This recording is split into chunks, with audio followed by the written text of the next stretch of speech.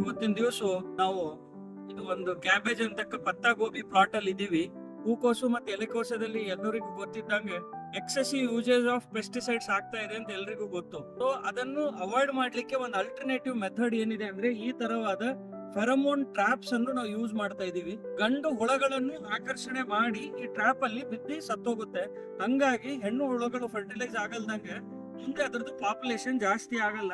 So ಇದು use ಮಾಡಿದ್ದು Louvre ಬಂದ್ಬಿಟ್ಟು ಕ್ರಾಸಿಡಾಲ್ಮಿಯಾ ಅಂತ ಒಂದು ಪೆಸ್ಟ್ ಏನ್ ಬರುತ್ತೆ ಕ್ಯಾಬೇಜ್ ಅಲ್ಲಿ, ಅದು ಒಂದು ಟ್ರಾಪ್ ಯೂಸ್ ಮಾಡಿವಿ.